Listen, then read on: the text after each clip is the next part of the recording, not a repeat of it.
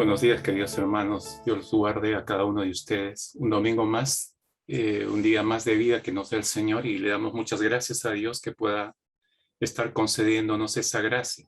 Estamos en nuestro sexto tema de la serie Volviendo al Corazón de Dios, y queremos concentrarnos en no solo un pequeño problema. A veces lo vemos como pequeños problemas que atentan contra la vida de la iglesia, la marcha de la misión de Dios, pero no son pequeños problemas.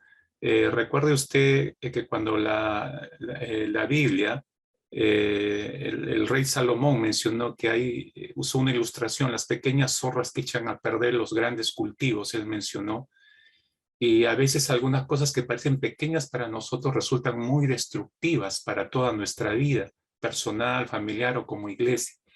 Este es el caso de la egolatría, si la ponemos en paralelo a la misión de Dios.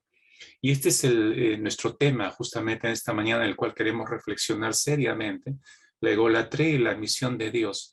No es un problemita de quítame esta paja del ojo y se va a acabar el problema. Es algo muy serio, hermanos, es algo muy serio, y mucho más en estos tiempos. ¿Recuerda usted el mensaje de la semana pasada? El Señor nos decía, algo cayó acá, algo falló acá. Igual como le dijo a la iglesia de Éfeso en Apocalipsis, tu amor ha caído, tu amor por mí ha caído, ¿no? Igual como le dijo a la iglesia de la Odisea, me tienes a la puerta, ¿no? Me has desplazado hasta la puerta. Y eso habla de pequeños, entre comillas, problemas para estas iglesias que no vieron la relevancia de la dimensión del problema, y causó un terrible daño a estas iglesias al punto de hacerlas desaparecer en el tiempo. Entonces, está por escrito eso, mis hermanos, y tenemos que aprender de la historia y tenemos que aprender las advertencias de parte del Señor. Entonces, la egolatría es un problema muy delicado, como decía, si lo compaginamos, si lo ponemos lado a lado con la misión de Dios, porque esto está muy metido en nuestros corazones.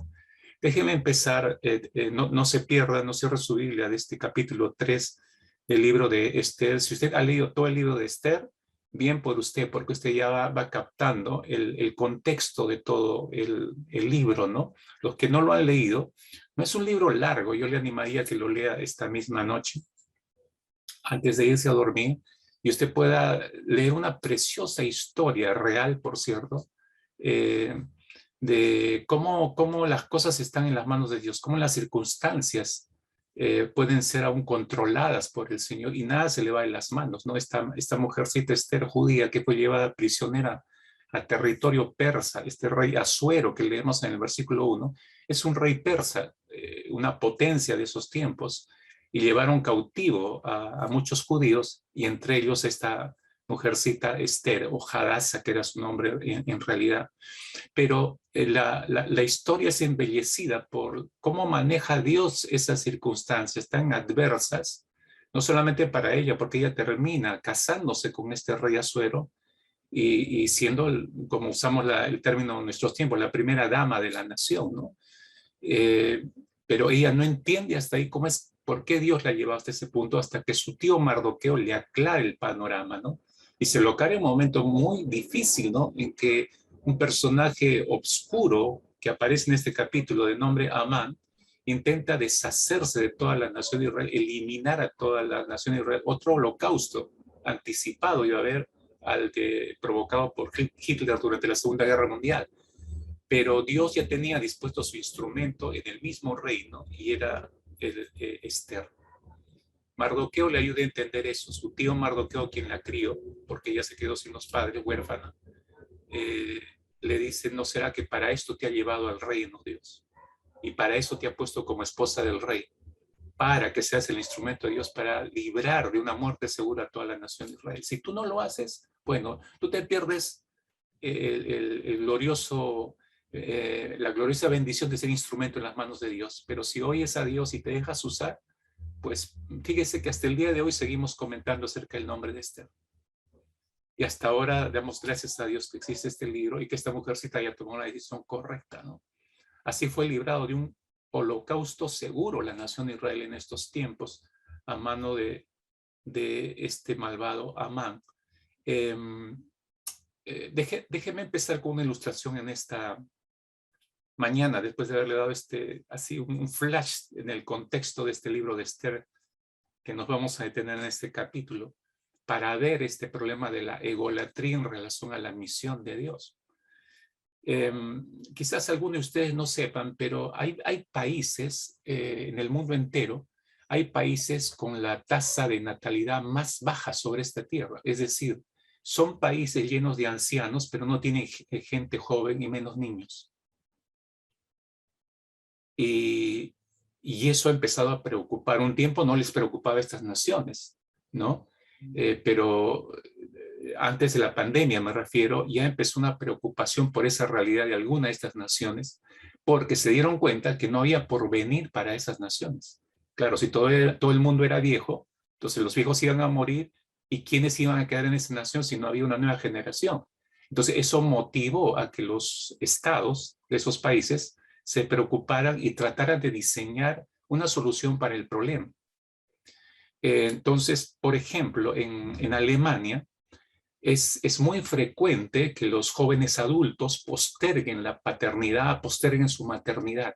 ¿Por qué? Porque en sus planes personales no está ni el casarse ni el tener hijos, porque priorizan primeramente en el campo laboral para ejercer las carreras que tanto esfuerzo les ha tomado y tantos años estudiar. Entonces, no, mi carrera está primero, ¿no? Las chicas, no, que tener hijos, no, eso lo posterga. Entonces, es frecuente oír a las jóvenes alemanas ya profesionales entrando al campo laboral, es frecuente oírles decir, tendré un hijo cuando mis circunstancias me lo permitan. Es decir, postergan la maternidad. Tendré un hijo cuando mis circunstancias me lo permitan. Y remarco el mis circunstancias, porque eso habla del yo. Entonces, ¿en quién están pensando esas chicas? Primero en ellas. Es por eso que Alemania y otras naciones, en estas condiciones, Alemania no es la única, también está en esa situación Japón, Noruega, Islandia, Finlandia, hace muchos años ya atrás han empezado a ofrecer, escuche esto bien, ¿no? De repente a algún joven adulto le interesa, ofrecen a los jóvenes adultos ciertas cantidades de dinero, fuertes cantidades de dinero para que tengan hijos. Una cantidad muy fuerte de dinero, los 3 primeros años, desde la concepción hasta los 3 primeros años del bebé, y, o 3 o 4 años de edad, depende eso de la nación, y de ahí esa cantidad asignada es reducida en porcentaje, pero le siguen entregando hasta que su hijo o su hija haya cumplido los 15 años en algunas naciones, o en otras hasta los 18. Pero es una cantidad fija que va recibiendo esta familia. Digo, no sé, si hay algún joven adulto que le interese eso, bueno, a modo de hacer misiones, váyase por Japón, Noruega, Islandia o Finlandia, ¿no? A mí me asaltó la siguiente pregunta, no sé si a usted. ¿Por qué no desean tener hijos los jóvenes adultos en todas estas naciones? ¿Por qué han postergado todo eso? ¿Sabe por qué? Porque no conocen el plan de Dios para la familia. Entonces, como no conocen el plan de Dios para la familia, entonces lo único que hay en sus mentes es alcanzar sus logros personales y disfrutarlos. Porque para eso me he roto el lomo estudiando, para lograr mi cartón, mi profesión, alcanzar sus logros personales y disfrutarlos. No están pensando en otra cosa. ¿Cómo se llama eso, hermanos? Egoísmo. A la luz de la voluntad de Dios, eso se llama egoísmo. Porque están pensando en ellos, no están pensando en el plan de Dios. Dios dijo lo siguiente, hermanos, solamente para refrescar nuestras memorias, ¿no? Capítulo 2 de Génesis, versículo 18, Dios dijo lo siguiente cuando creó al hombre y la mujer. Y el Señor Dios dijo, no es bueno que el hombre esté solo, le haré una ayuda idónea, dijo Dios. Y luego dijo en Génesis capítulo 1, versículo 28, y los bendijo Dios, ya habiéndolos creado al hombre y la mujer, y les dijo, fructificad, multiplicaos, llenad la tierra y sojuzgadla. Son términos muy claros en el plan de Dios, ¿no?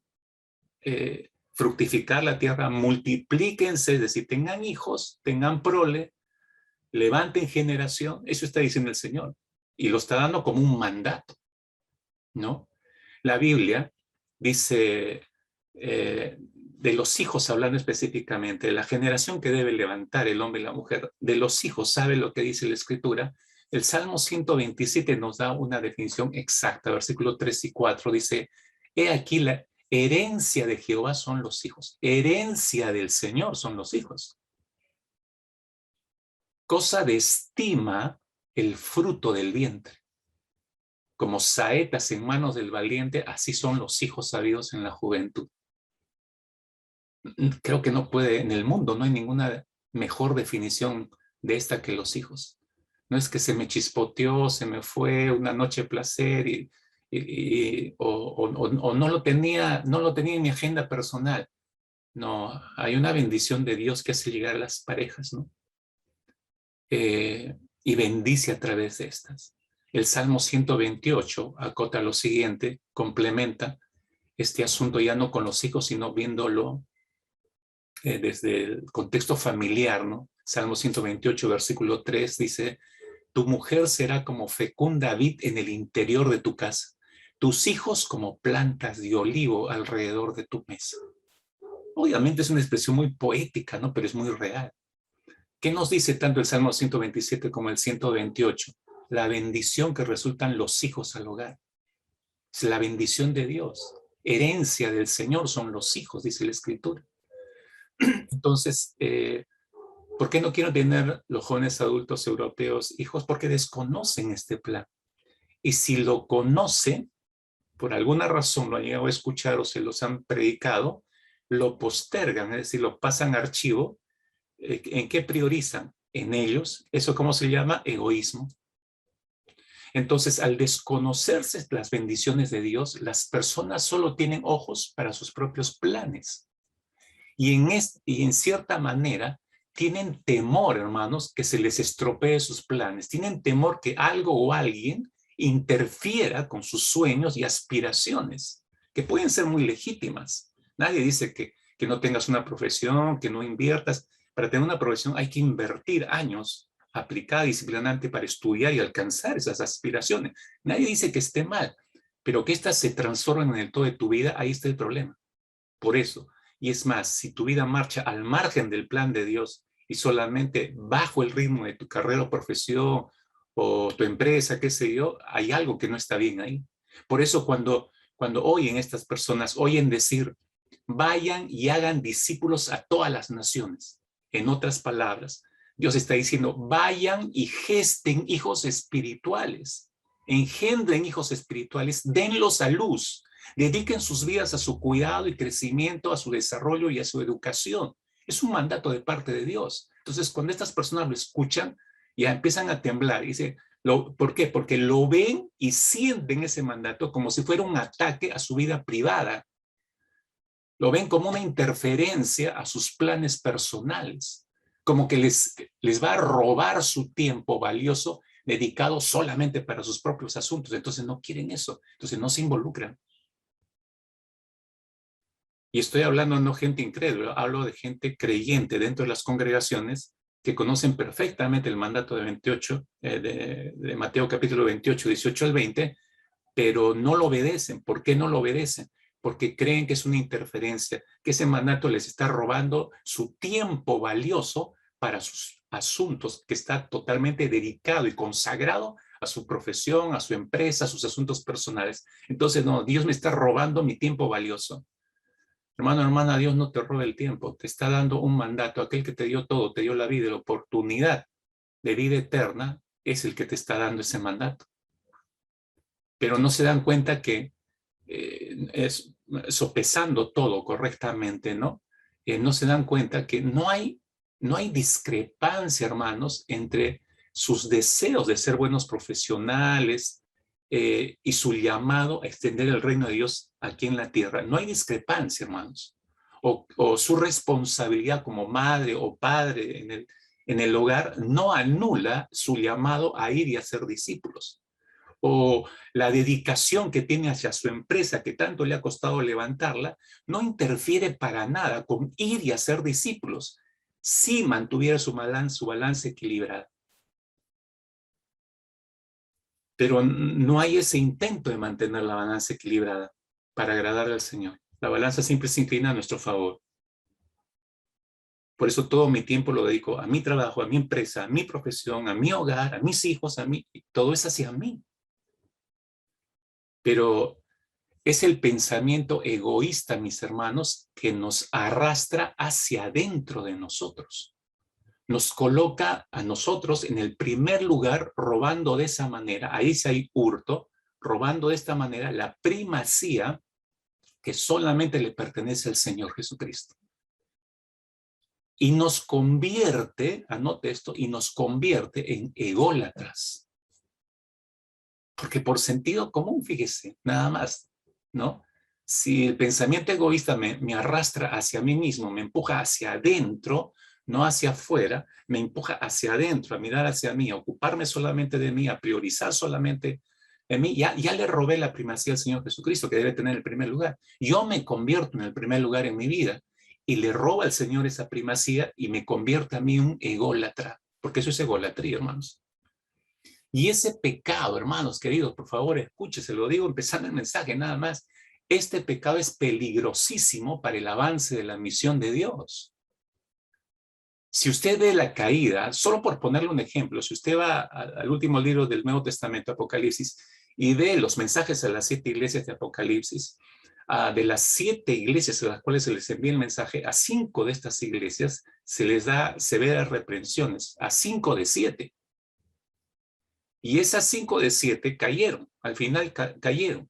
Y si usted revisa con acuciosidad la caída de estas iglesias de Apocalipsis, lo que usted va a encontrar es que lo que provocaron esas caídas fue simplemente la egolatría de cada una de estas iglesias, de cada uno de estos creyentes. Mire, si usted ve la primera iglesia, nada más, solamente por razón de tiempo voy a ponerle 2 ejemplos de estas llamadas de atención. La primerita nada más, en capítulo 2, la de Apocalipsis, usted sabe perfectamente, la llamada de atención a esta iglesia, después de detallarle todo lo que es una iglesia muy productiva aparentemente, muy ocupada, mucho que hacer, se olvidó de ser para el Señor. Entonces el Señor le dice, Apocalipsis 2, versículo 14, tengo unas pocas cosas contra ti. Dice Apocalipsis capítulo 2, versículo 4, tengo contra ti que has dejado tu primer amor. Tengo contra ti que has dejado tu primer amor. La pregunta es, ¿qué es lo que apareció en el camino de esta iglesia que llegaron a amar ellos más que a Cristo? Porque este es un intercambio de amores. ¿Qué es lo que llegaron a amar más esta iglesia que superó el amor que deberían tener a Cristo? ¿Sabe qué fue? Si usted lee los versículos anteriores, el detalle que hace de tanta actividad en la que estaba metida esta iglesia, y eso habla de bastantes obras. Entonces, esta iglesia estaba enamorada de lo que hacía. Eran muy activos, estaban más enfocados, tirándose flores, felicitándose de cuántas cosas, cuántos programas por aquí, por allá, y otra actividad, y otra, esto, y otro, y otro, y otro. Entonces, eso ¿cómo se llama? Egolatría. Porque llegaron a amar más sus propias obras que al Señor de la obra. Tengo contra ti que has dejado tu primer amor, por eso le dice el Señor. Entonces, encuentra usted una raíz de egolatría ahí, igual en el capítulo 2, que decía hace un instante, versículo 14, la llamada de atención a la iglesia de Pérgamo, le dice, tengo unas pocas cosas contra ti que tienes ahí, le dijo el Señor, a los que retienen la doctrina de Balaam, que enseñaban a Balac a poner tropiezo entre los hijos de Israel a comer cosas sacrificadas a los ídolos. Tienes ahí metida gente con una doctrina extraña, dice.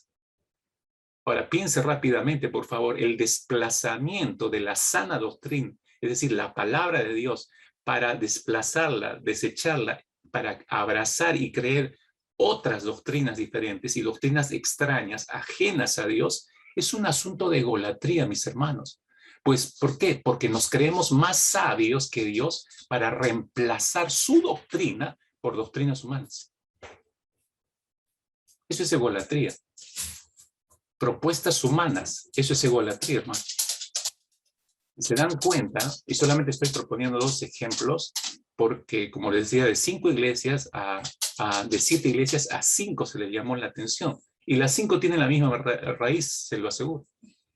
Entonces, si usted se da cuenta con estos 2 ejemplos nada más que le he dado, estas iglesias no se estaban ocupando en la misión Dei.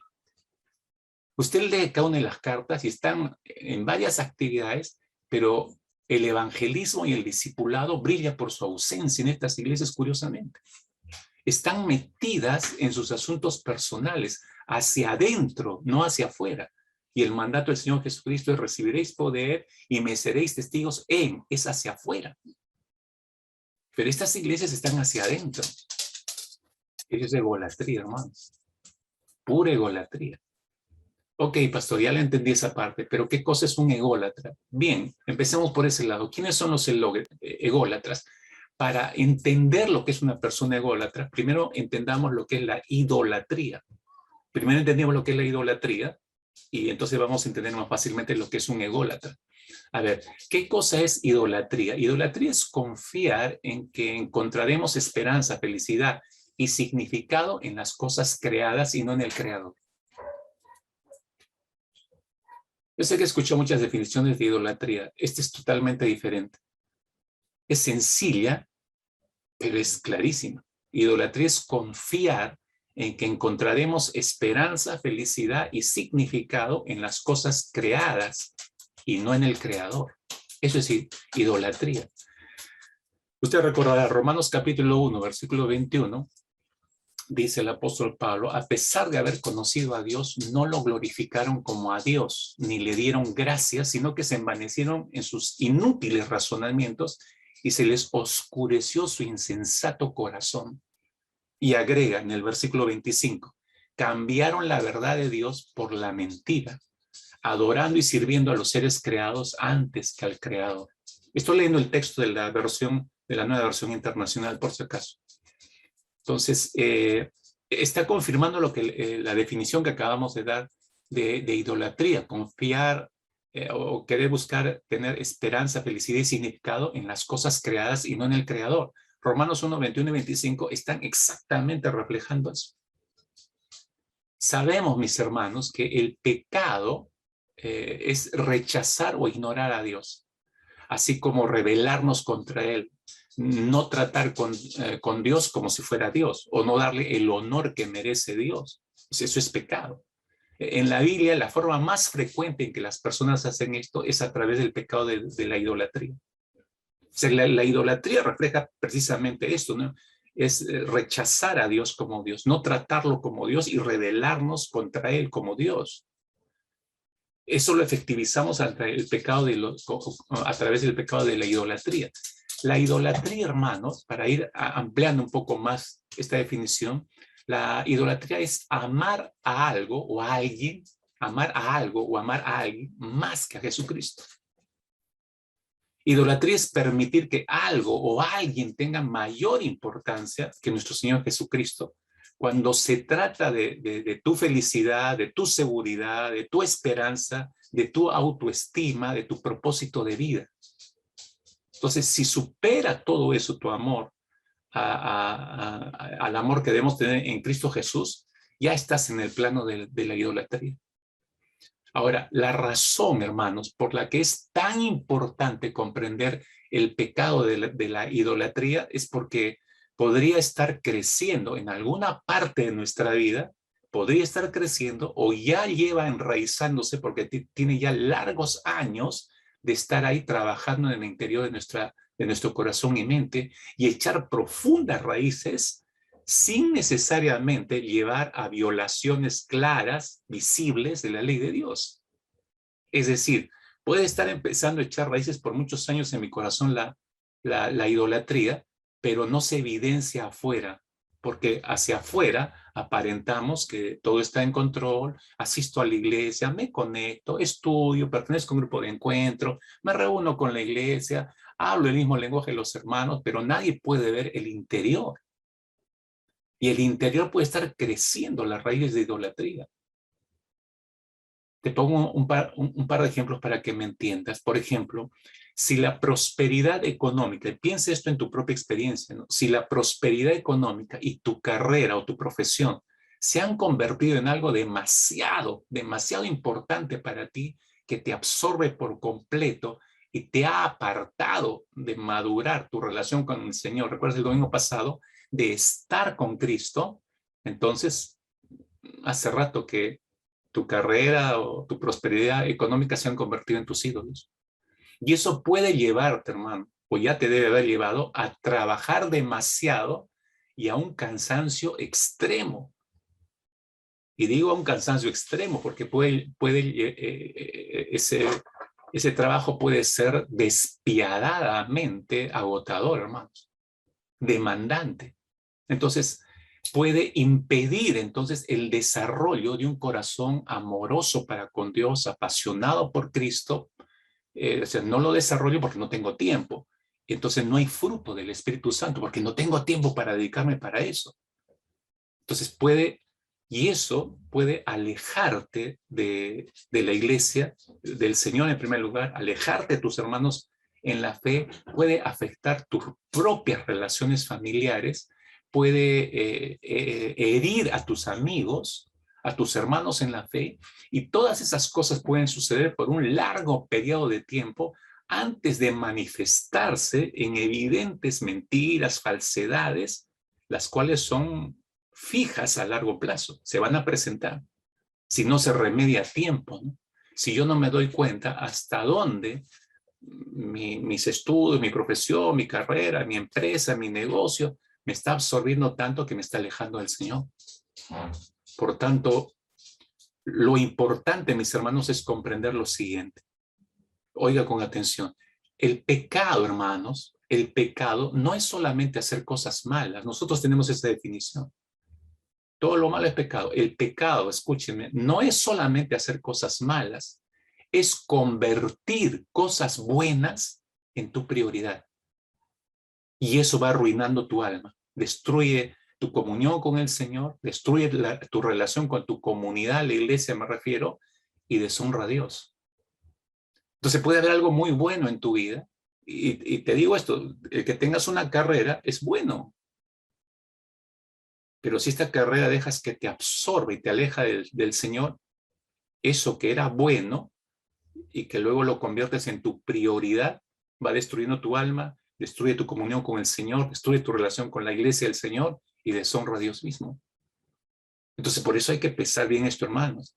Esto es lo que hace la idolatría. Esto es la idolatría. Entendiendo lo que es la idolatría, entonces podemos entender quién es un ególatra. ¿Quién es un ególatra, mis hermanos?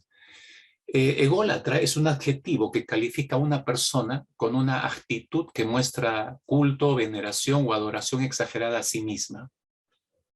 Así se define al ególatra. La etimología de la misma palabra, ególatra, proviene de dos términos griegos. Ego, que significa yo, y latreia, que significa adoración. Entonces es adoración del yo. Por eso es egolatría, es adoración de mí mismo. Y también se puede relacionar este término egolatría con otros adjetivos como narcisista, como egoísta, como egocéntrico, que no necesariamente son sinónimos de egolatría. Entonces, la persona ególatra se caracteriza por presentar problemas de socialización. Esto deviene del hecho de que le cuesta respetar y valorar a las personas que se encuentran a su alrededor. Le cuesta mucho.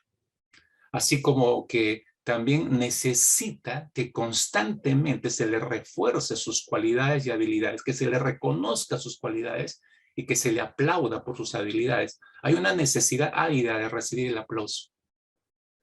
Los especialistas en el campo establecen que la persona ególatra puede tener ciertas carencias afectivas. Estamos hablando de la raíz que produce la egolatría. Puede haber ciertas carencias afectivas en una persona ególatra, incluso hasta cierto, dicen los especialistas, hasta cierto desequilibrio mental. De allí, de ese desequilibrio mental, es que las personas ególatras necesiten verse y sentirse como la persona que no es. La persona que no es. Usted lo ve más claramente acá en el ejemplo de Amán. Una persona ególatra, mis hermanos, va a vivir pendiente de sí misma y de lo que le puede pasar. Solamente está concentrado, concentrada en sí mismo, en sí misma. Y buscará solo un placer y no va a poner reparos, hermano, para destruir todo lo que está cerca suyo con el único fin de lograr lo que quiere, lo que busca. Es la primacía de su ego sobre todos los demás. Es interesante que aclaremos, mis hermanos, que no estamos hablando del cuidado natural que toda persona debe tener sobre sí misma. Todos debemos cuidar de nosotros mismos en un nivel normal. Es natural que nos cuidemos, valoremos en la medida correcta y saludable. Es correcto eso. Pero todo esto puede desequilibrarse, como decía. Pero si se mantiene el nivel adecuado de cuidado y de valor propio, entonces eso es una manifestación de una sana y correcta autoestima, y todos debemos tenerla, obviamente. Por eso el apóstol Pablo dice, nadie tenga más alta estima de la que deba tener. Es decir, hay un nivel correcto, no dice que no lo tengamos, sino que hay un nivel correcto. Entonces, esa es la manifestación de una sana y correcta autoestima. Pero la egolatría desequilibra todo esto, ¿no? Y tiene un fuerte énfasis hacia el interior de la persona. ¿Cómo afecta esto la misión de Dios, hermanos? ¿Qué es lo que nos interesa descubrir? ¿Cómo afecta un ególatra la misión de Dios? Mucho, diría. Pero para captar la dimensión de semejante peligro, necesitamos verlo en una figura o en una persona, porque es la mejor forma de entenderlo. Y tenemos que ir en esta oportunidad vamos a ir a una figura del Antiguo Testamento. Ahí, una vez más, concéntrese en Esther capítulo 3. Me estoy refiriendo a una persona de carne y hueso. Su nombre fue Amán. A través de Amán vamos a poder entender esto, qué tanto un ególatra afecta la misión de Dios. ¿Sí?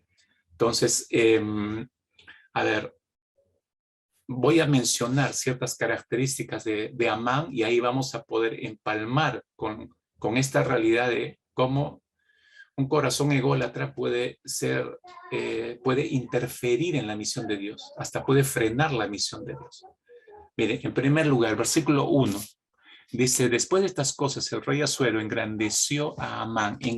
Acá recién aparece Amán, no hay muchos datos respecto a Amán hacia atrás.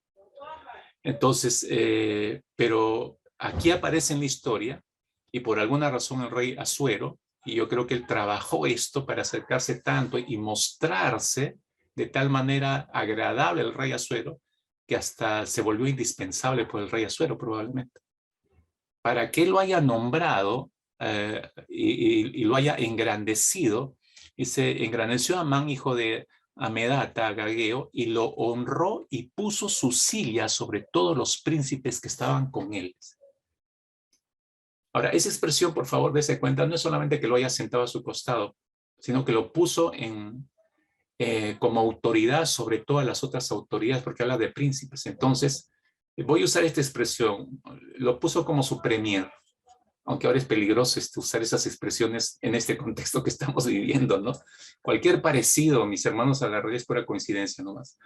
Así que es como si lo hubiera nombrado su premier y lo sentó a su costado, ¿no? Esa era la posición de Amán, fíjese. Entonces, pero este tipo no honró esa honra que recibió. Por eso lo primero que quiero comentar, que usted está viendo en pantalla, es que no honró, Amán no honró al que le dio honra. Y eso es una interferencia para el cumplimiento de la misión de Dios, hermanos.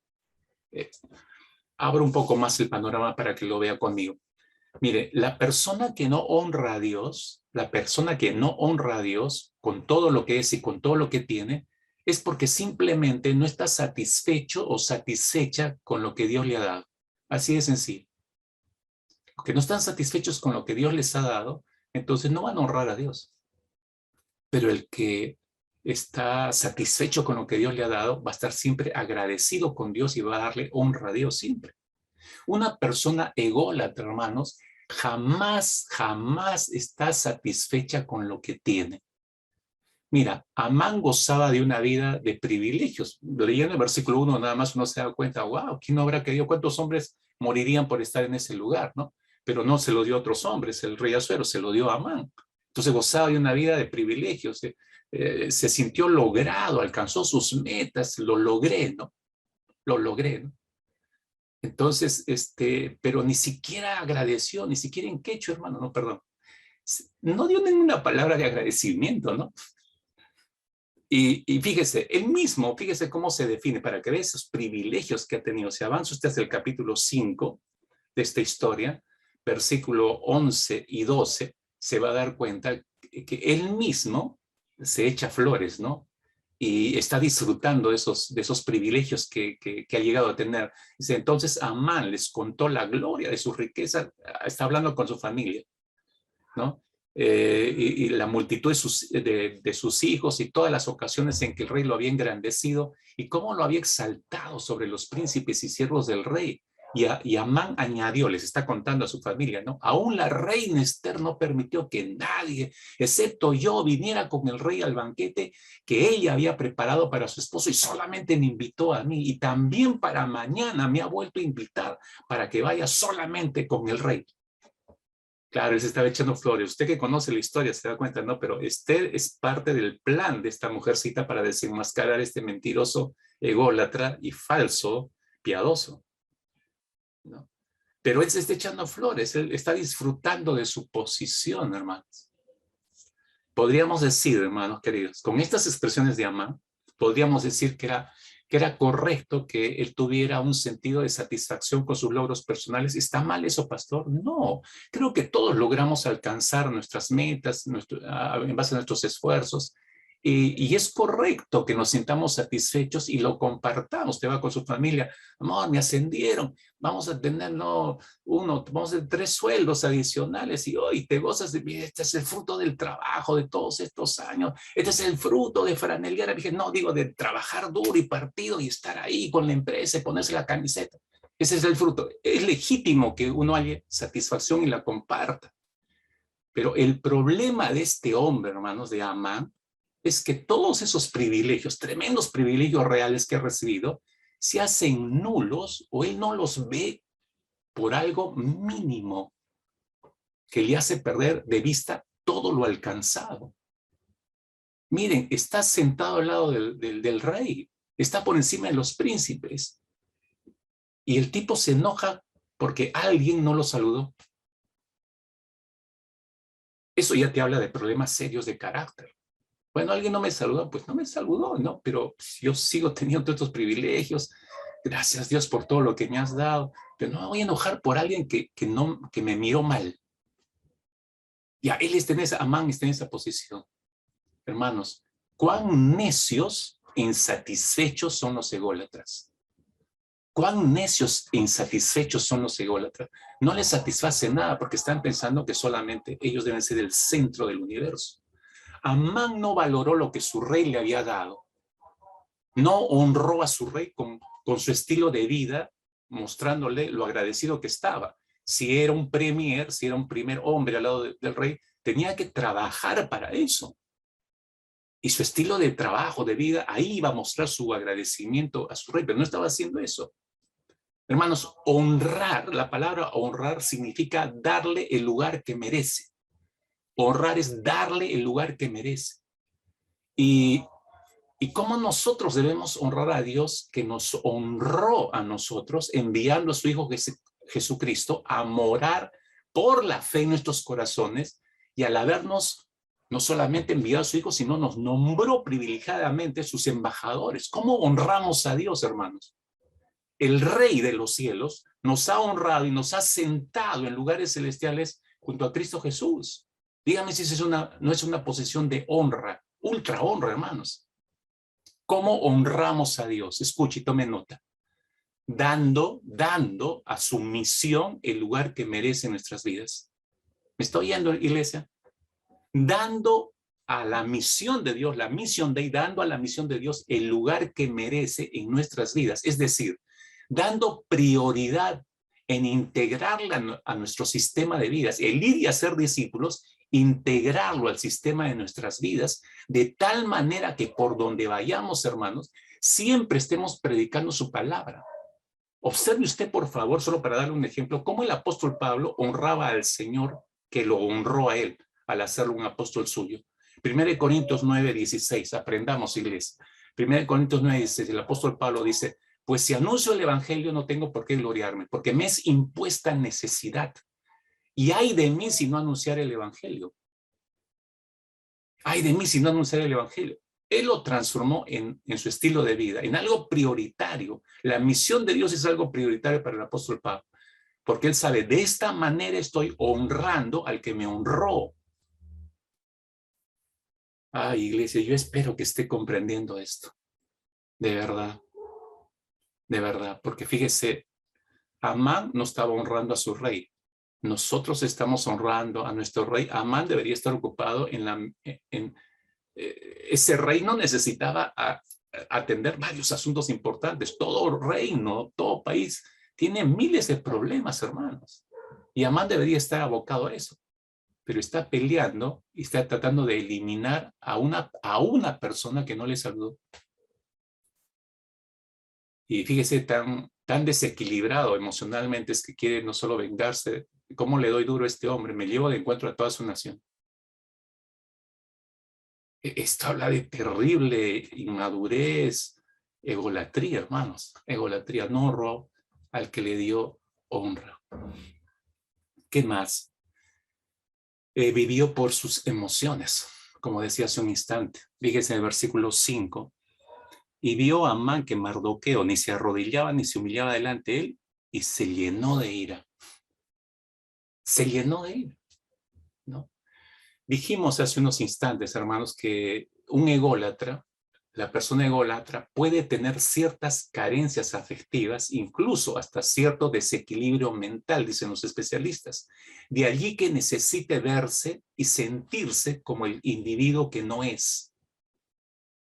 Acá cree que él es Dios, ¿no? Es decir, no tiene control sobre sus emociones. ¿Se ha dado cuenta? Sus emociones le marcan el ritmo de sus días y lo levantan o lo derriban. Amán estaba más concentrado en lo que sentía, que perdió de vista los negocios de su rey. Lo que le decía hace un instante. Él es el premier. Él es la mano derecha del rey. Debería estar atendiendo los negocios del reino, ¿no? Perdió de vista eso. Perdió de vista los negocios de su rey, hermanos.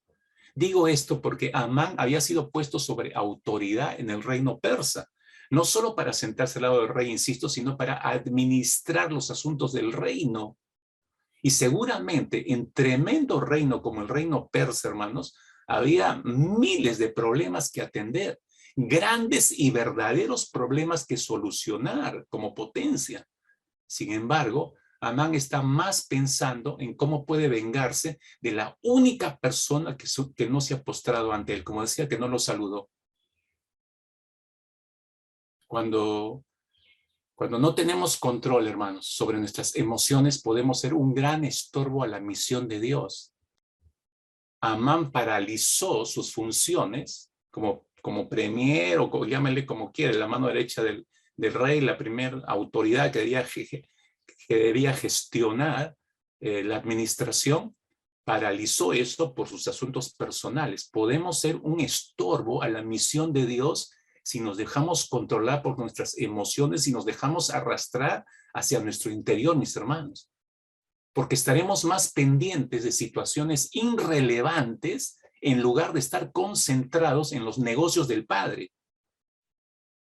Porque estaremos más concentrados en situaciones irrelevantes en lugar de estar concentrado en todas aquellas multitudes que son como ovejas sin pastor, mis hermanos, y por las cuales Cristo lloró cuando las vio en esa condición. Podemos perder de vista la urgencia de predicar el evangelio porque estoy metido en mis pequeños asuntitos. No, como dijo el apóstol Pablo, predico el evangelio a tiempo y fuera de tiempo. Eso es prioridad, hermanos. Aprendamos, eso es prioridad. Pablo no está pensando, no se está dejando dominar por sus emociones, a tiempo y fuera de tiempo. Eso significa, ay, hoy no tengo ganas. Eso es ser dominado por las emociones. Hoy no me siento bien para entrar al culto. Eso es estar dominado por las emociones. Hoy no voy a poder asistir a mi grupo de encuentro porque me siento tan mal, no sé, siento algo así como deprimido, como que no, o no entro porque ahí en la cámara un hermano me miró feo. Se minucias, hermanos, me explican, me explico, cuando hay cosas mucho más relevantes que pensar. Negocios del Padre, multitudes sin pastor que se están perdiendo, ¿no? Nos exige, hermanos queridos, nos exige a tiempo y fuera de tiempo. ¿Se ha dado cuenta que cuando nuestro Señor Jesucristo dijo, recuerdan esta expresión de Jesús ahí en Juan capítulo 4, versículo 35, Juan 4, 35, Jesús dijo esto, lo vimos en un mensaje pasado, alzad vuestros ojos y ved los campos, dijo, que ya están blancos para la siega, ¿te acuerdas? Alzad vuestros ojos y ved los campos que ya están blancos, o sea, listos para solamente cosecharlo, levantar la cosecha. Ahora, si usted lee correctamente el texto, se va a dar cuenta que nos exige, lo que dijo Jesús, nos exige a todos los discípulos de Cristo un gran control sobre nuestras emociones. Nos exige una gran madurez emocional para hacer eso. No, estoy seguro que nunca lo ha visto el texto desde esa perspectiva. ¿Por qué? Le explico. Porque si seguimos viviendo, hermanos, por nuestras emociones, dominados por nuestras emociones, nunca estaremos dispuestos para ir a los campos del mundo y evangelizar y discipular y recoger esa cosecha. No estaremos dispuestos, pues siempre estaremos justificándonos emocionalmente, ¿no? Ay, es difícil. Ay, es demasiado lejos, Señor, para ir. Ay, no hablo el idioma. Ay, me ha dado miedo. Ay, ¿y si me matan? Ay, ¿y si me rechazan? Etcétera, etcétera. Podría dar una larga lista de justificaciones emocionales, hermanos. Entonces nos estamos volviendo en ese círculo, pero eso muestra nuestra inmadurez emocional. Alzar los ojos y ver los campos. Ya están listos, ya están blancos para la siega. La persona madura, no dominada por sus emociones, las emociones le pueden decir, bueno, no tienes tiempo ahora. No, no, no. Esto es prioridad.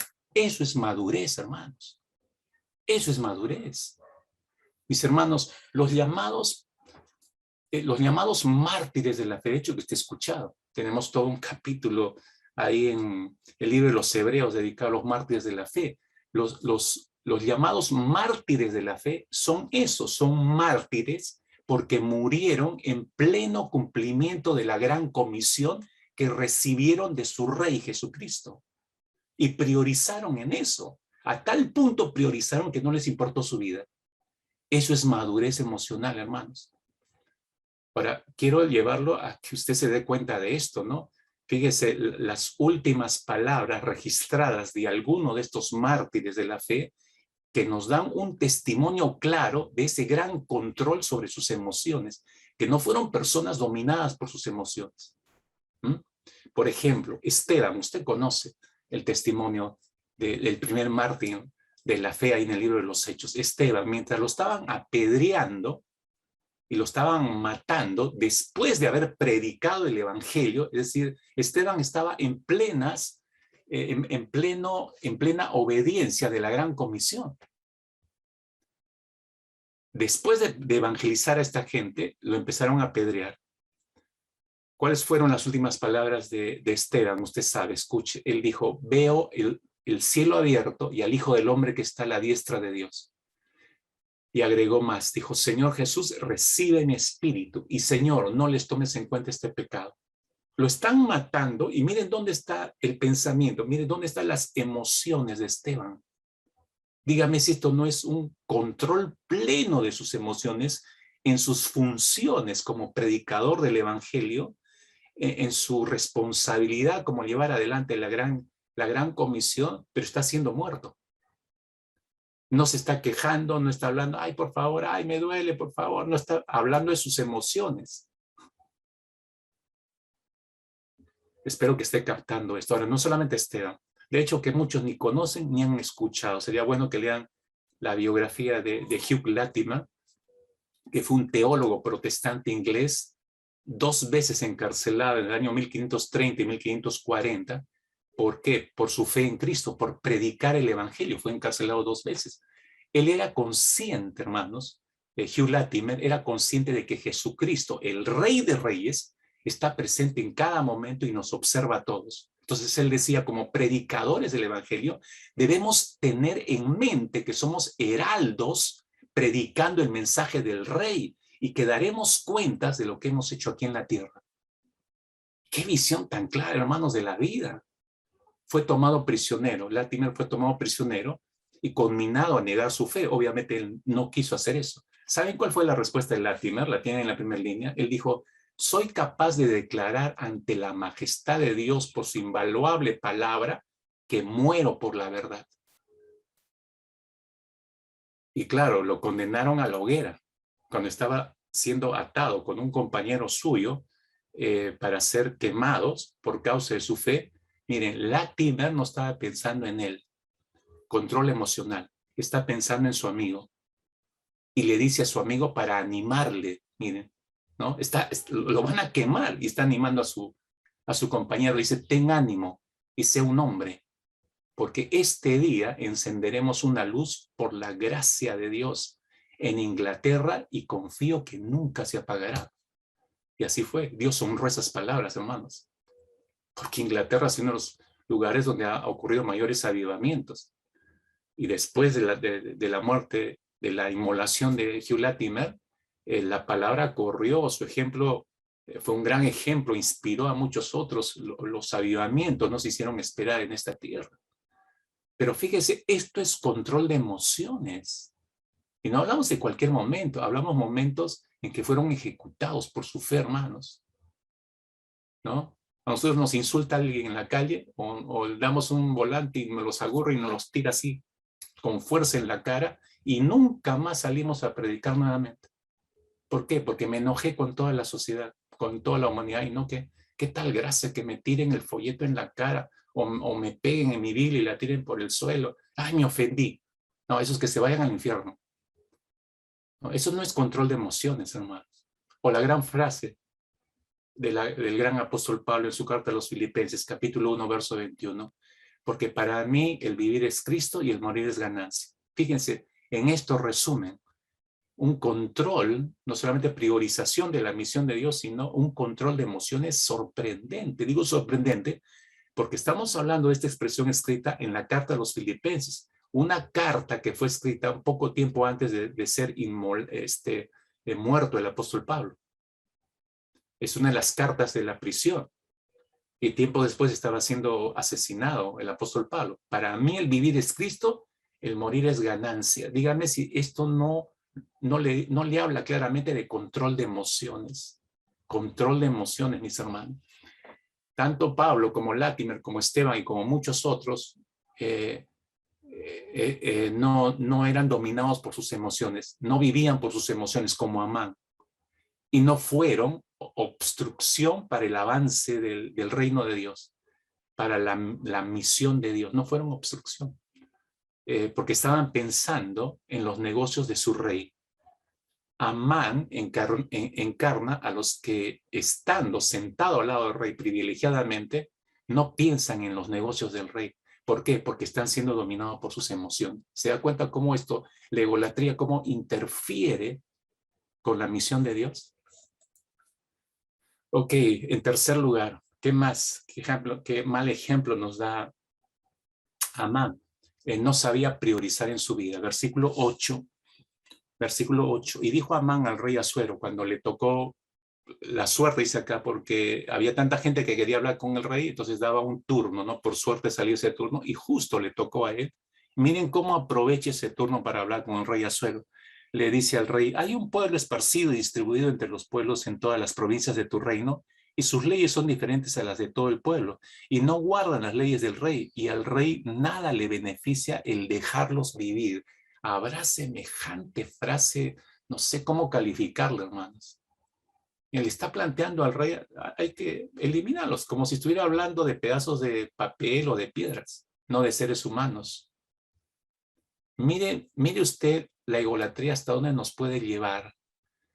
Si la misión de Dios es la salvación de la humanidad, este hombre, si viviera en nuestros tiempos, si fuera un líder en la iglesia y le hablaras de evangelismo, ¡ay Dios! Imagínense cómo vería el evangelismo o el discipulado. No, estos no hay que discipularlos, eso hay que matarlos. Eso diría, en nuestros tiempos, ¿no? No, desperdiciar el tiempo, no, eso hay que eliminarlos. Mire, por eso priorizó mal, hermanos.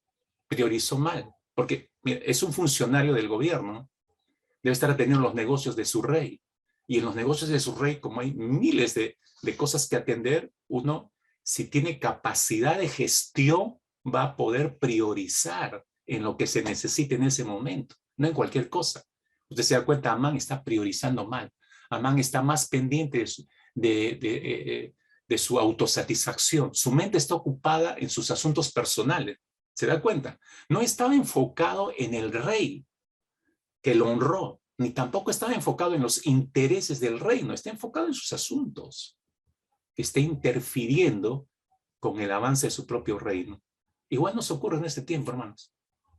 Juzgue usted por sí mismo. Voy a ponerle un ejemplo. Como decía, cualquier parecido es pura coincidencia nomás, hermanos, en estos tiempos. Juzgue usted por usted mismo, hermano. Acaba de asumir la presidencia de nuestra nación el ciudadano Castillo, ¿no es cierto? Y ahí está, en Palacio de Gobierno, es la máxima autoridad de nuestra nación. Y creo, hermanos, creo que todos nosotros todos los peruanos, sabemos cuáles son las prioridades que debe atender el señor presidente.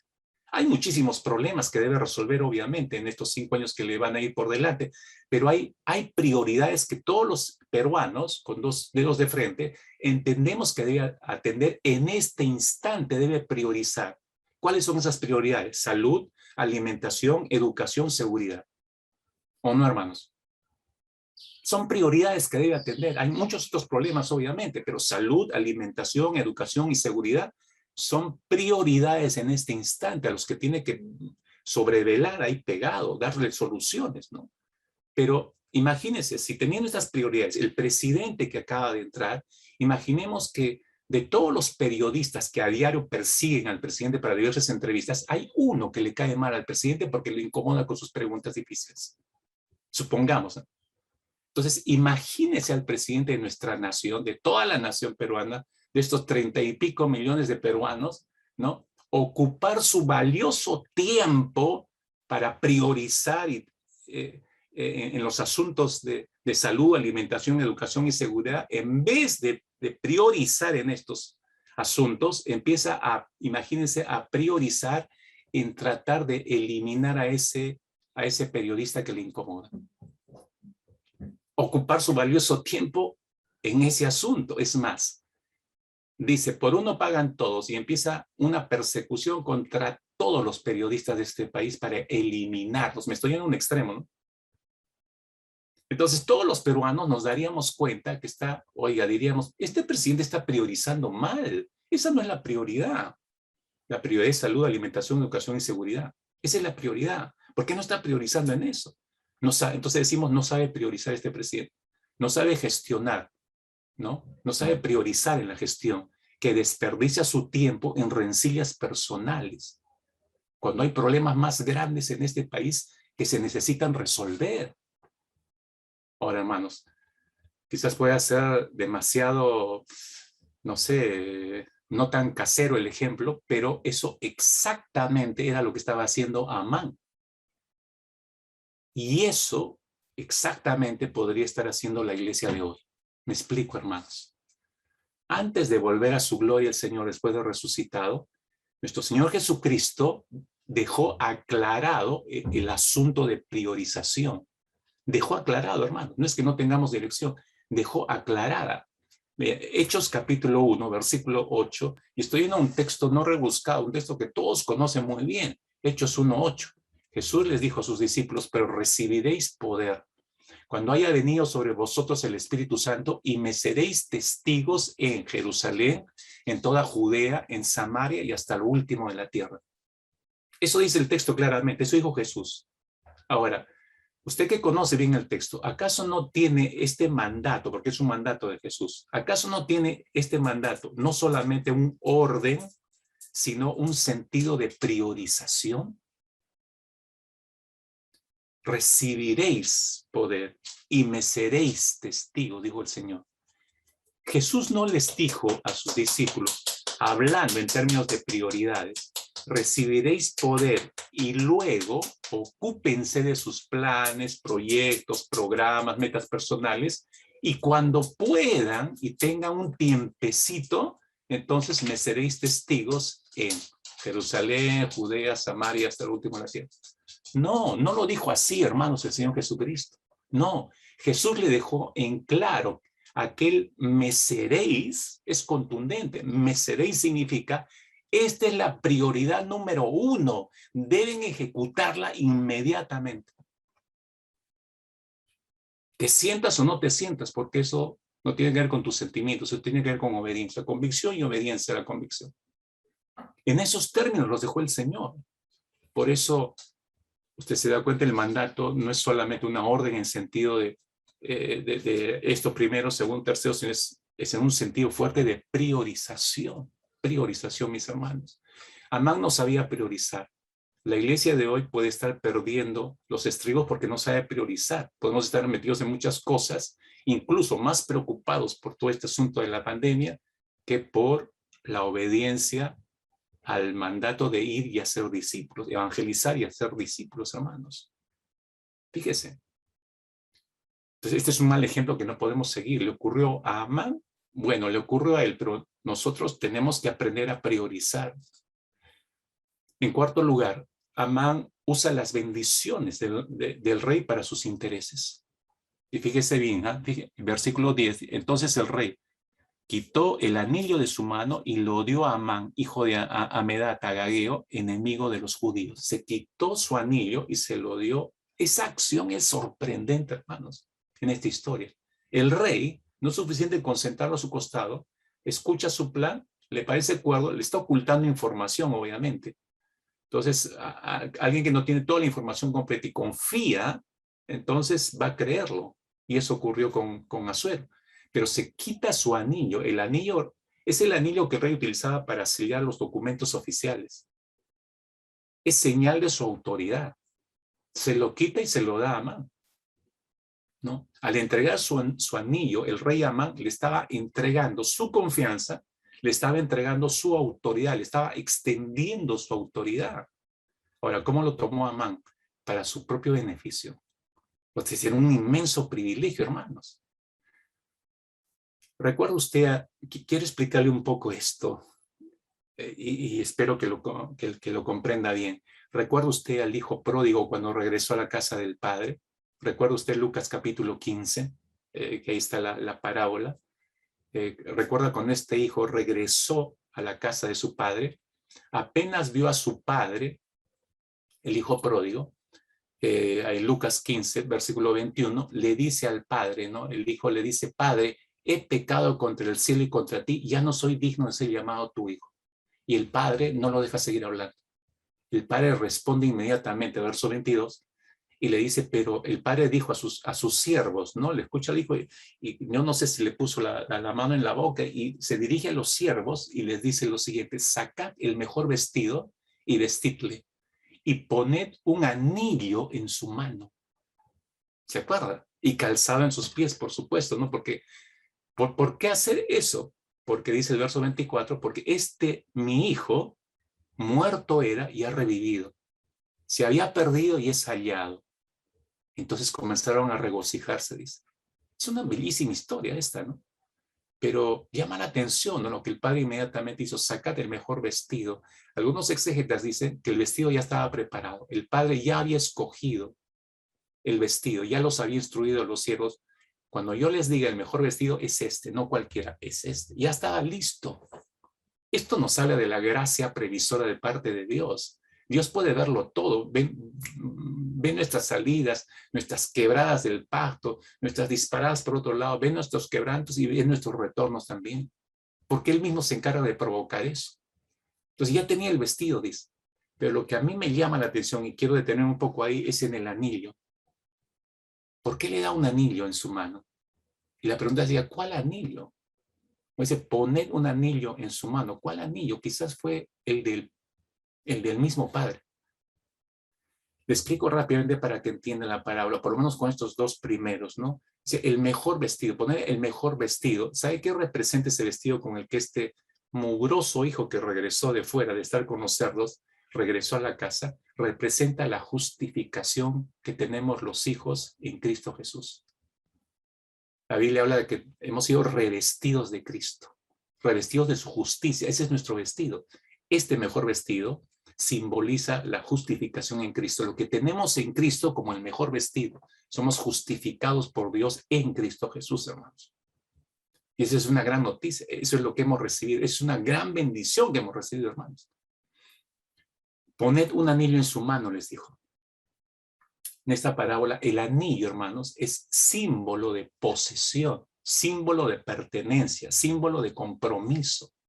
Cuando el creyente se une a Cristo, cuando nos unimos a Cristo, hermanos, pasamos a ser su propiedad. Le pertenecemos solo a Él y Él a nosotros. Estamos en un compromiso formal con Cristo, como en el matrimonio. Como en el matrimonio. Y nos comprometemos a serle fiel a Cristo como Él es fiel con nosotros. Nos comprometemos a amarle de manera íntegra, por lo menos es nuestra esperanza de amarlo como Él nos ama. Nos comprometemos a obedecer solamente y absolutamente solamente su voluntad. Es decir, es una identificación absoluta con Cristo, nuestro Rey, Señor y Salvador. Nos identificamos totalmente con Él. Entonces, ese anillo indica posesión, pertenencia, compromiso, pero también indica todo lo que el Padre tiene como herencia, pertenece al Hijo que regresó. Todo lo que tiene Cristo también se nos ha sido concedido a nosotros, mis hermanos, nuestra herencia. Entonces, esta figura es sumamente riquísima, hermanos, para comprenderla.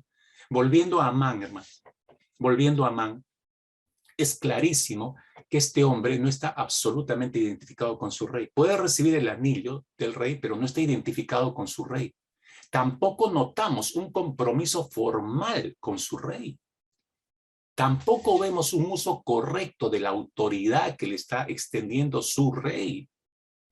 No le enfoca esa autoridad que está recibiendo, esa identificación que está dándole su rey, no la está enfocando en los intereses del rey y de su reino, no lo está enfocando ahí, sino la enfoca en sus propios intereses egoístas, mezquinos y asesinos.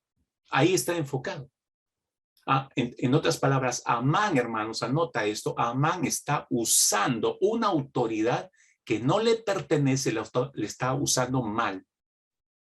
Amán está usando el anillo que no era suyo, sino era el anillo del rey, lo está usando para sus propios intereses. Mal. Mis hermanos, yo quiero recordarle, y quiero recordarme a mí mismo, Dios ha traído sobre nuestras vidas muchas bendiciones, reconocidas o no por su persona, por ustedes, pero lo cierto es que el Señor ha traído muchas bendiciones sobre nuestra vida. Déjenme recordarle alguna de estas bendiciones para que no tenga ese corazón ególatra y desagradecido que estamos viendo en Amán, que recibe semejante bendición. Primero, sentado al costado del rey, y no honra al rey, le da su anillo, le extiende su autoridad, le extiende su identificación con este hombre y no la valora. Y egoístamente sigue pensando en él y en sus asuntos. Para que no nos pase eso, debemos recordarnos que hemos sido receptores. Dios nos ha dado inmensas bendiciones igual. ¿Cómo cuáles, pastor? Me dirá, ok, prepárate. La bendición de la vida física y espiritual en primer lugar. Vida física y espiritual. Y Dios te ha dado esa bendición, nos ha dado, no para ser vivida para nosotros mismos. Pues dice claramente el apóstol Pablo, si lo has olvidado, en 2 Corintios, capítulo 5, versículo 15, dice que Cristo murió por todos nosotros para que los que viven, es decir, los creyentes, ya no vivan para sí, sino para aquel que murió y resucitó por ellos. Estás leyendo bien, ¿verdad? Ya no vivan para sí, dice, sino para aquel que murió y resucitó por ellos. Ese es Cristo. Para eso se nos ha dado vida física y espiritual. Eso significa entonces que no podemos usar nuestras vidas para nuestros proyectos egoístas. No podemos, hermanos, sino para honrarlo a Él. Para eso debe ser usada nuestras vidas.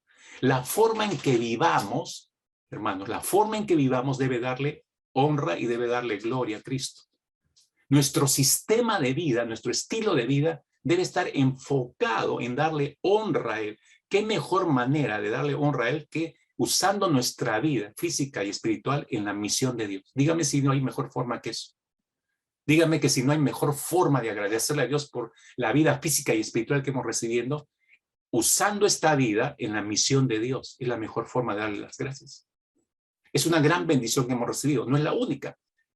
Les recuerdo, hemos recibido la bendición de una familia. Creo que todos, o la gran mayoría de nosotros, piensan que Dios les permitió formar y multiplicar su familia para su propio deleite y bendición. Creo que muchos tienen ese concepto. Déjame decirte que no es así, hermano. No es así. Si bien es cierto, la familia nos da alegrías, es cierto, a la familia nos da los hijos, cónyuge, nos da satisfacciones, es verdad, pero no son un fin en sí mismas, no lo son. Déjame explicarte. Romanos capítulo 11, versículo 36. Mira lo que dice el apóstol Pablo. Romanos 11, 36. Es un interesante versículo. Dice, porque de Él, se refiere a Cristo, porque de Él y por Él, por Cristo, y para Él, para Cristo, son todas las cosas. A Él sea la gloria por los siglos. Amén. Porque de Él y por Él y para Él. ¿Y eso qué incluye? Tu familia. De Él son tus hijos. De Él es tu cónyuge. De Él es tu familia. Y por Él existe tu familia. Por Él existen tus hijos. Por Él te casaste en el Señor. Y para Él, o sea, no es para tu beneficio, es para Él. Los hijos que te ha dado es para Él, no es para ti. ¿Lo entienden? ¿Cómo una familia puede glorificar a Dios, mis hermanos? Entendiendo esto, ¿cómo mi familia, te preguntarás, ¿cómo mi familia puede glorificar a Dios? Mira, tendré una larga lista, pero te menciono dos cosas fundamentales, así que te conviene anotarlo, hombre. Los esposos, en primer lugar, los esposos, el esposo y la esposa deben unirse en el santo vínculo del matrimonio de manera correcta, de acuerdo al mandato de Dios. ¿Cuál mandato? Génesis 2:24. Dejará el hombre a su padre y a su madre y se unirá a su mujer y serán una sola carne. Eso solamente es orden y obediencia al mandato de Dios. Es decir, casarse correctamente. Eso glorifica a Dios.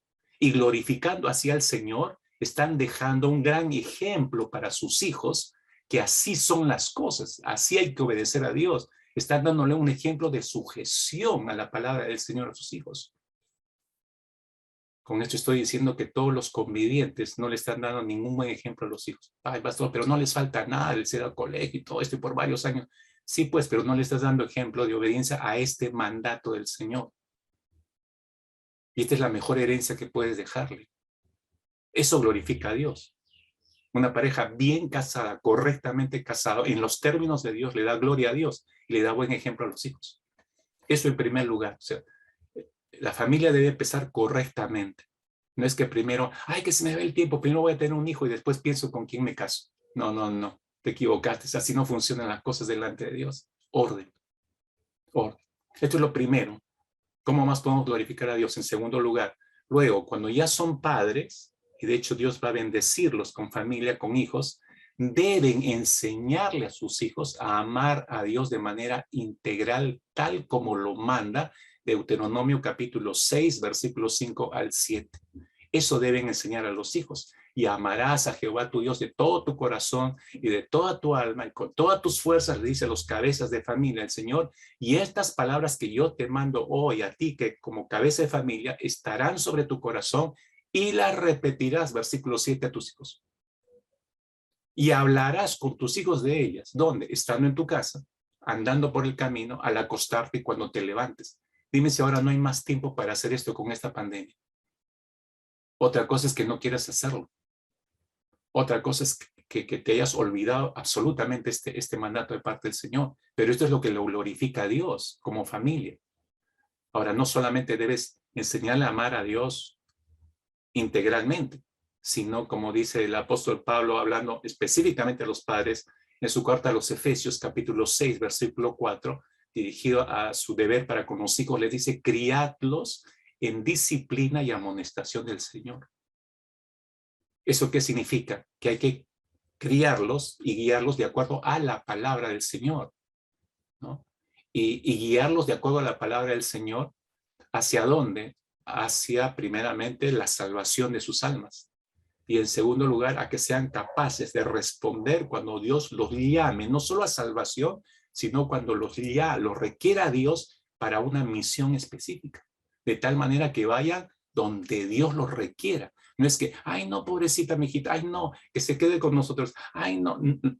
Te recuerdo, tus hijos no son tuyos, son bendición del Señor. Entonces Él puede disponer como mejor le parezca.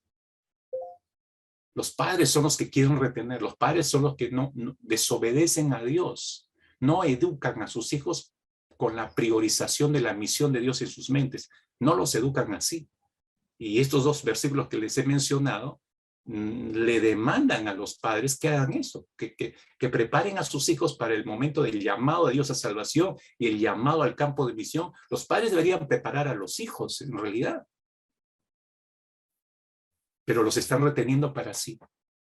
Y están violando flagrantemente, padres, escúchenme, están violando el principio de Dios en cuanto a su misión. De esa manera, una familia puede bendecir a Dios, ¿no? Pero yo te decía, Dios nos ha bendecido, igual como Amán fue bendecido, pero no honró esa bendición. Nosotros no queremos hacer eso. Entonces, le estoy recordando las bendiciones que hemos recibido, vida física y espiritual. Entonces no podemos vivir para nosotros, sino para aquel que nos redimió. La bendición de una familia, que no es para nosotros, es para el Señor también. Y en tercer lugar, la bendición de una profesión u oficio. Siempre me va a llamar la atención, escuchen jóvenes, escuchen padres, siempre me va a llamar la atención la manera en que Bezalel y Aholiab, ¿quiénes son esos pastores? ¿Son los nuevos integrantes del Barcelona? No estoy hablando de fútbol, no son jugadores de fútbol. Bezalel y Aholiab, ¿no? Éxodo capítulo 35, ¿no? Éxodo capítulo 35. Son dos hombres de la nación de Israel con ciertas artes. Aprendieron a trabajar, eran orfebres. Pero me llama la atención la manera en que estos dos hombres pusieron a disposición de Dios sus capacidades, su inteligencia, su ciencia, su arte como orfebres, como diseñadores. Éxodo 35:30, dijo Moisés a los hijos de Israel: mirad, Jehová ha nombrado a Bezalel, hijo de Uri, hijo de Ur, de la tribu de Judá, y lo ha llenado del Espíritu de Dios en sabiduría, inteligencia, en ciencia y en todo arte, para proyectar diseños, para trabajar en oro, en plata, en bronce, y en la talla de piedras de engaste, en obra de madera, para trabajar en toda labor ingeniosa. Y ha puesto en su corazón el que puede enseñar, así él como a Aholiab, hijo de Ahisamac, de la tribu de Dan, y los ha llenado de sabiduría de corazón para que hagan toda obra de arte, de invención, de bordado en azul, púrpura, carmesí, lino fino, en telares, que hagan toda la labor e inventen todo diseño. Miren, estos dos hombres están poniendo a disposición del Señor sus oficios. Dios los utilizó para todos los diseños del tabernáculo. Ellos hicieron cargo, enseñaron a otros a hacerlo, porque eso dice, se ofrecieron a enseñar a otros. O sea, no eran egoístas, muy maduros emocionalmente hablando. Es decir, ellos sabían, hermanos, que ese arte lo habían recibido de Dios. Así que no dudaron cuando Dios se los pidió, ellos ponerlo a disposición, al servicio de aquel que se los dio. No se pusieron mezquinos con el Señor. No, a mí me ha costado tanto aprender, tengo que disfrutarlo. Además, ¿qué me va a dar? No me da nada, pero si voy a esta empresa transnacional, ya voy a ganar una millonada. Esas son las cosas que ocurren entre cristianos. Pero ellos no dudaron en ponerse a disposición de Dios. A través, escúchenme por favor, a través de los talleres de esta conferencia misionera que empezamos hoy en la tarde, ¿no? Como iglesia local, ustedes, hermanos, a través de los talleres, van a oír diversas propuestas y maneras en que tu oficio, tu profesión, tu negocio, tu empresa, pueden ser útiles en las manos de Dios para las misiones. Vas a oír eso de manera práctica. Entonces, espero que como Bezalel y Aholiab, tú pongas a disposición todo eso en las manos del Señor para la misión. Observe usted, por favor, cómo el Señor tomó, por ponerle un ejemplo, tomó el oficio de Pedro y Andrés, su hermano, como pescadores. ¿Se acuerda? Mateo capítulo 4, Evangelio según San Mateo capítulo 4, el verso 19. Fíjese cómo los llevó, tomó su oficio y los llevó en ese oficio a un nivel totalmente superior. les dijo, venid en pos de mí y os haré pescadores de hombres. A estos pescadores les está diciendo, vengan a mí y los haré pescadores de hombres. Los está llevando a un nivel superior. Ahora, miren, Simón y Andrés su hermano de Simón Pedro, pudieron agradecerle al Señor desde sus barcas y decirle que no, que estaban bien en sus ocupaciones, en su oficio, que les rendía más o menos para vivir, que era su seguridad, que ellos conocían perfectamente lo que hacían, por eso era su seguridad. Entonces pudieron haberle dicho al Señor Jesucristo, no, gracias, estamos bien, Señor. Sin embargo, algo se quebró en el interior de ellos cuando escucharon decirle al Señor, vengan en pos de mí, yo los voy a hacer pescadores de hombres. Algo se quebró en el interior de sus almas, algo se quebró en sus mentes. Y por eso dice el versículo 20 de Mateo 4, versículo siguiente, versículo 20, por eso dice que ellos entonces, dejando al instante las redes, le siguieron. Al instante, dice. Es decir, al instante ellos decidieron, se miraron entre los dos, le entregamos este oficio que nos ha costado de aprendizaje toda una vida, se lo entregamos a Jesús. Entregaron su oficio de pescadores, se lo entregaron al Señor. ¿Qué hizo el Señor? El Señor los usó como pescadores, pero en un nivel de pescadores muy superior, de personas. Hermano querido, hermana querida, jóvenes, ¿ya le entregaste tu oficio al Señor?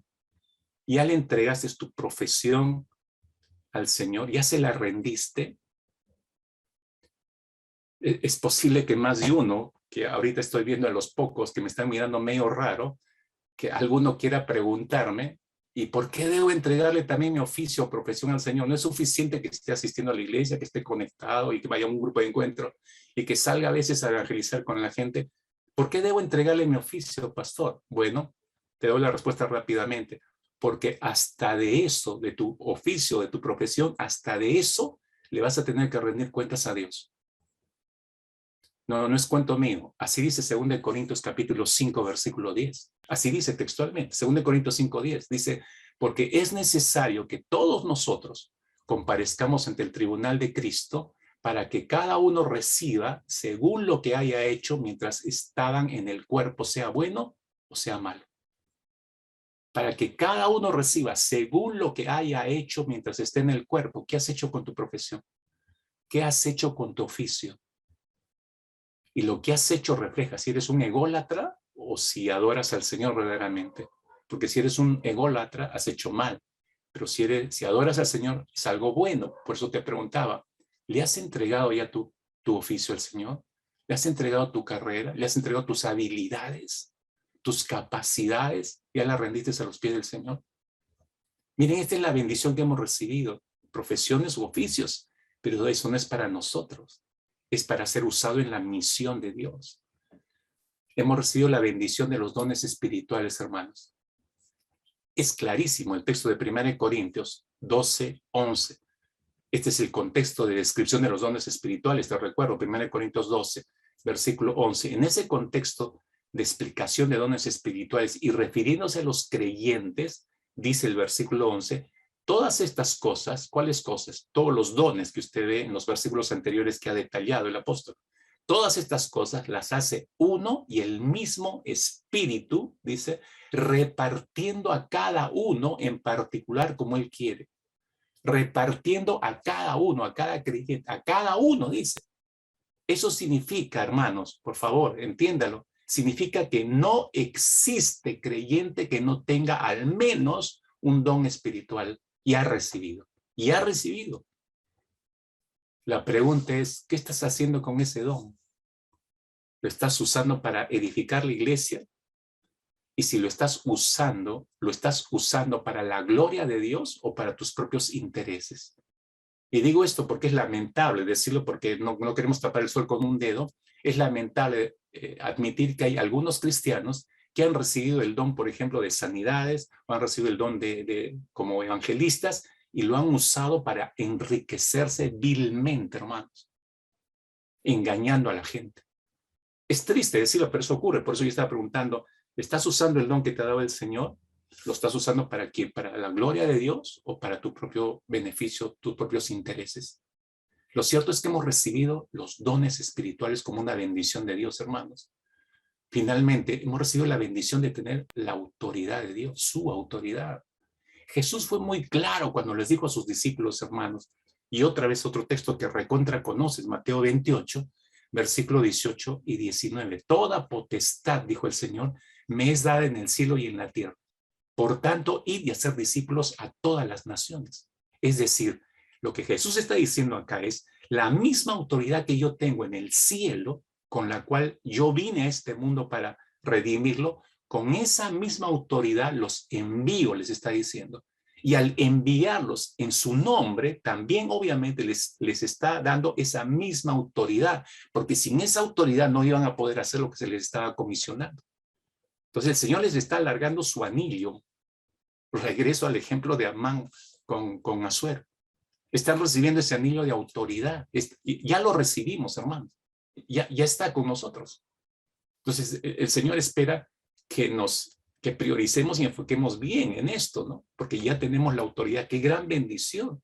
La misma autoridad que yo tengo en el cielo, con la cual yo hice lo que hice en esta tierra, es con la misma autoridad que los estoy delegando. Vayan y hagan discípulos.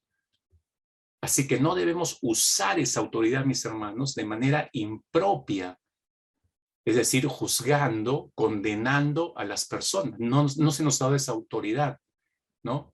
O simplemente no usándola, no usando esa autoridad. Algunos la han recibido como creyentes y no la están usando, se la han guardado. No es para eso, hermanos. Si usted no lo sabía, cada vez que abrimos nuestra boca para compartir el evangelio y abrimos nuestras Biblias para compartir el evangelio a otras personas, estamos ejercitando esa autoridad. Y si la estamos ejercitando, estamos obedeciendo al Señor Jesucristo. Si no, no. Miren, ¿cuántas bendiciones hemos recibido? Estamos en la misma posición de Amán. El Señor nos dio su anillo, nos extendió su autoridad, nos dio todo, nos sentó en lugares celestiales junto con Él. Pero Amán, te das cuenta, todo eso no tiene ningún significado, ningún valor. Él está enfocado en su lío con una persona y se quiere llevar de encuentro a todo un grupo de personas, en este caso los judíos. Miren, ¿cómo puede interferir? No sé qué te esté preocupando, hermano, hermana. No sé qué esté abarcando tu mente, tus asuntos, los líos que tengas, problemas no solucionados, etcétera. Eso te puede estar robando tu atención de la misión de Dios. No lo permitas. ¿Cómo? Para terminar, hermanos, ¿cómo vencemos entonces la egolatría para no afectar la misión de Dios? Ok, esto ha sido contundente, pastor, todos los ejemplos bíblicos ya me han dado duro, pero ¿cómo venzo esto? ¿Cómo ya yo me he dado cuenta que tengo esos rezagos de egolatría, pero no quiero afectar la misión de Dios? Ok, bien por ti que estés persiguiendo esto. Necesito recurrir a otro personaje de la Biblia para poder responder esta pregunta de cómo vencemos la egolatría para no afectar la misión de Dios. Permítame tomar la vida de Juan el Bautista. La vida de Juan el Bautista. Ahí en Mateo capítulo 3. Porque Juan el Bautista nos da algunas claves para vencer la egolatría, hermanos. Recordemos que Juan el Bautista está en plenas funciones de cumplimiento de su misión. Él está cumpliendo la misión, ¿no? De hecho, que empezó su ministerio predicando el mismo mensaje que el Señor Jesucristo: arrepentidos porque el reino de los cielos se ha acercado. Entonces estaba en plenas funciones como predicador del Señor, como vocero de Dios. Estaba predicando el mensaje correcto, estaba en misión, estaba en la misión. Pero él nos da ciertas claves para vencer la egolatría, porque ahora sí, un gran profeta, pero te recuerdo que Juan el Bautista era de carne y hueso como tú y yo, susceptible a lo mismo que tú y yo somos susceptibles. No era un extraterrestre, ¿no? Era alguien de carne y hueso como tú y yo, repito. Entonces, veamos algunas claves que nos da Juan el Bautista para vencer la egolatría, ¿ya? Para vencer la egolatría y así no interferir o afectar la misión de Dios. En primer lugar, ¿qué nos muestra Juan el Bautista? Lo primero que debemos reconocer es que en esencia somos ególatras, hermanos, porque todos hemos nacido de la misma cantera. Adán y Eva pecaron por egolatría. y nos transfirieron eso a nosotros. Por eso tenemos esa tendencia a la egolatría. En algunos es más fuerte que en otros, obviamente, pero ahí está presente en todos nosotros. Negarla no es la solución. Negarla no es la solución. Negarlo sería negar lo que las escrituras y la evidencia en nuestras vidas señalan con claridad. ¿Qué muestran nuestras vidas en nuestras actitudes? Que hay rasgos de eso, hermanos. Tenemos que aceptarlo. Somos pecadores, ególatras, desde el vientre de nuestras madres. Por eso el punto de partida es reconocer nuestra condición, y reconocida nuestra condición podemos pedir perdón al Señor, buscar al Salvador Jesucristo, quien vino para transformar nuestro corazón de piedra por un corazón de carne. Entonces tenemos que apelar a Él para vencer esta tendencia nuestra hacia la egolatría. A mí me llama la atención, si uno se hace la pregunta, ¿cómo Juan el Bautista venció esa tendencia a la egolatría? Porque él también la sufría. Lo llevo a dos pasajes de este capítulo 3 que me llaman la atención y no sé si se preguntó alguna vez. Dice versículo 1, en aquellos días vino Juan el Bautista predicando en el desierto de Judea, es decir, habitaba en los desiertos, ¿no? Diciendo, arrepentidos porque el reino de los cielos se ha acercado, pues este es aquel de quien habló el profeta Isaías cuando dijo, vos que clama en el desierto, preparad el camino del Señor, enderezad sus sendas. Y empieza el verso 4 a describir a Juan el Bautista, y este es el punto que quiero llevarlo a reflexionar. Y Juan estaba vestido de pelo de camello y tenía un cinto de cuero alrededor de sus lomos, y su comida eran langostas y miel silvestre. ¿Alguno de ustedes quiere irse a vivir así al Cerro San Cristóbal, hermanos? Yo creo que nadie querría. No, pastor, ¿cómo voy a renunciar a mi lomo saltado, a mi arroz con pollo y a mi cevichito, no? Sobre todo después del partidito con mis amigos, ¿no? No, me pide demasiado, pastor. No, pero fíjese, la pregunta es la siguiente. ¿Por qué Juan el Bautista se vestía como se vestía y por qué decidió vivir de esa manera? ¿Para llamar la atención? Si fue para llamar la atención, entonces era un ególatra de primera línea, hermanos. No, no, lo que pasa es, dése cuenta, ¿por qué se vestía así? ¿Por qué escogió este estilo de vida? Él mismo sabía ese problema de la egolatría y él mismo la está fulminando. Pero fíjese, asocio a esto algo que dijo él mismo, ¿no? Cuando viene Jesús, se encuentra con Jesús, paso el verso 13. Entonces Jesús vino de Galilea a Juan al Jordán para ser bautizado por él. Mas Juan, cuando ve a Jesús, dice el verso 14, se le oponía diciendo, yo necesito ser bautizado por ti y tú vienes a mí. O sea, él sabe perfectamente en cuál es su posición. Y esa expresión asociada a su forma de vida nos habla que él era tan consciente de la egolatría, pero él estuvo trabajando para matarla en sí mismo. Él sabía que era un gran personaje. No en vano lo que dice el verso 3, él lo conocía perfectamente, ¿no? El texto de Isaías 43, ¿no? Voz del que clama en el desierto, preparad el camino del Señor, enderezad sus sendas. Él sabía que tenía ese privilegio de Dios. Entonces eso lo podía haber hecho sentir por encima de todos los demás. Dios me eligió para esto. Cojolete, a ti no, a mí sí. Pero no. Lo vemos a él no dejándose arrastrar por la egolatría, sino matar a la egolatría en sí mismo, aún en su forma, en su sistema de vida. Y luego con lo que vemos decir al Señor en la conversación que tiene con él. Un poco más adelante, mis hermanos, el mismo Señor Jesucristo, miren cómo lo describe a Juan el Bautista, capítulo 11 de Mateo, capítulo 11, unas páginas nada más adelante, capítulo 11, Jesús pregunta a la multitud, verso 7, ¿qué saliste a ver al desierto? Y se refiere a Juan el Bautista, ¿no? Una caña sacudida por el viento. ¿O qué saliste a ver? ¿A un hombre cubierto de vestiduras delicadas? He aquí, los que llevan vestiduras delicadas en las casas de los reyes están. ¿Pero qué saliste a ver? ¿A un profeta? Sí, os digo, y más que profeta, porque este es de quien está escrito. He aquí yo envío a mi mensajero delante de tu faz, el cual preparará tu camino delante de ti. De cierto os digo, entre los que nacen de mujer, no se ha levantado otro mayor que Juan el Bautista, pero el más pequeño del reino de los cielos, mayor es que él. Y esa comparación nos hace notar, y Juan el Bautista sabía esto. Él sabía cuál era su posición, no se creía más que los demás, ¿no? Es como si Juan el Bautista mismo dijera, el más pequeño del reino de los cielos es mayor que yo. O como diría el apóstol, en términos del apóstol Pablo, que también tenía esta misma perspectiva de vida, soy el más vil de los pecadores, decía el apóstol Pablo.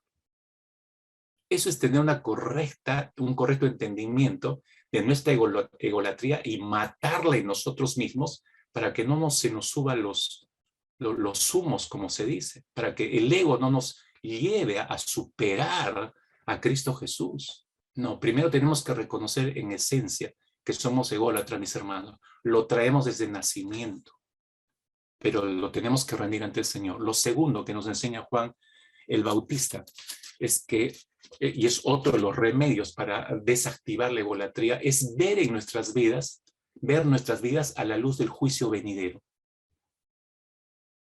que es cuando nuestro rol en la misión de Dios va a terminar. O sea, tenemos que proyectar nuestra vida en función al juicio que vamos a enfrentar.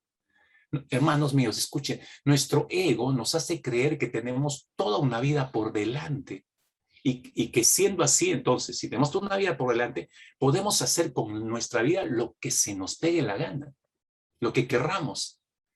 Entonces, eso significa que podemos satisfacernos legítima o ilegítimamente y que no va a pasar nada, porque tenemos toda la vida por delante.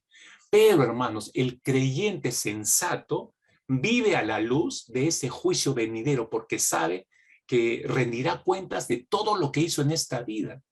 Juan el Bautista no solo predicaba esto a los demás, sino se lo recordaba para sí mismo. Fíjese, regreso a Lucas capítulo 3, versículo 9, y dice, les está diciendo a los que le están oyendo, Juan el Bautista, ya también el hacha está puesta a la raíz de los árboles.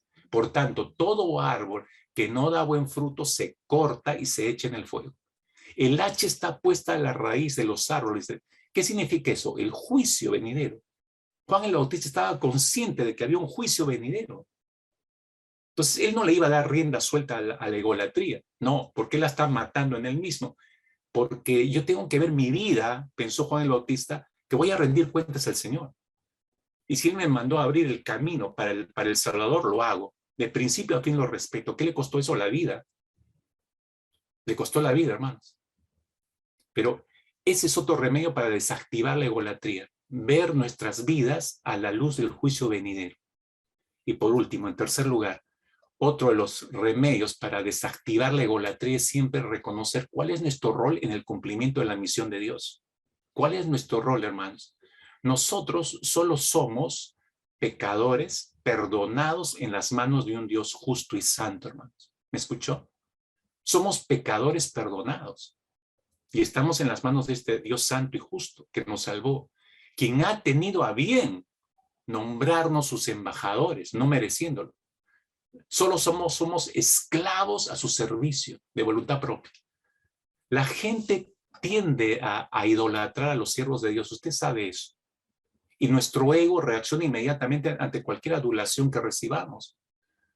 Pero observe usted cómo manejó esa adulación Juan el Bautista. Es sorprendente, interesante, y así se mata el ego, mis hermanos. Aprendamos. Juan el Bautista demuestra este principio anti-ególatra cuando rechaza el hecho de que lo compararan con el Mesías. Mira, Lucas capítulo 3, estoy una vez más, versículo 16. Lucas 3, versículo 16. Juan les habla a todos y les dice, yo los bautizo con agua, pero viene uno que es más poderoso que yo. Ese es Cristo. A quien yo no soy digno de desatar la correa de sus sandalias. Él los bautizará con el Espíritu Santo y fuego. ¿Y por qué respondió esto? Porque lo estaban apremiando y lo estaban comparando con el Mesías. Entonces dice, no. Yo los bautizo con agua, pero viene alguien más poderoso que yo.